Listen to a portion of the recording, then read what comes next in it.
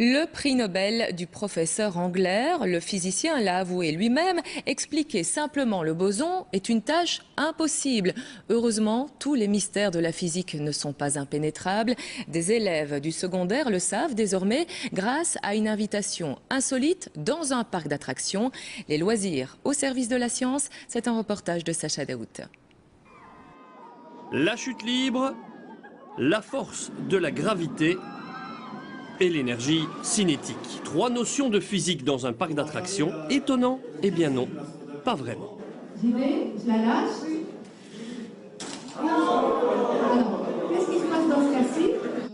350 élèves invités à l'initiative de l'université de Mons dans ce parc d'attractions de Wavre. L'objectif, c'est joindre la théorie, parfois un peu ardue, à la pratique, plus ludique.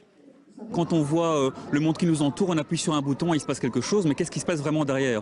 Et donc l'idée, c'est de faire la connexion entre la physique, la technologie et puis un aspect ludique, évidemment. Rien de tel pour voir des phénomènes aussi spectaculaires que de venir dans un parc d'attractions. Après les cours du matin, place aux attractions l'après-midi, et ça marche. Vous avez l'impression, justement aujourd'hui, de mieux comprendre les formules qu'on essaie de vous apprendre? Là oui, je les ai très bien comprises. La physique souffre souvent d'une image de science difficile et pour les enseignants, il est parfois bien compliqué de trouver des manières originales de l'enseigner. La journée dans un parc d'attractions, c'est peut-être donc un bon moyen d'y arriver. C'est vrai que ça reste un peu rébarbatif.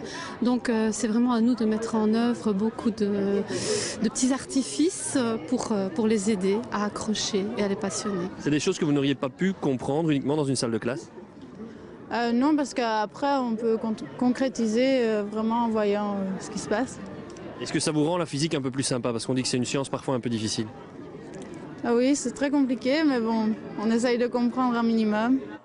Le Nobel belge va-t-il donner un souffle nouveau à l'apprentissage de cette science chez nous? Impossible à dire. La théorie du boson échappe d'ailleurs à beaucoup de ses étudiants. Par contre, le cobra et le psyché n'ont plus aucun secret pour eux. Oui, quant à la chimie, elle n'a plus beaucoup de secrets pour ces trois scientifiques américains.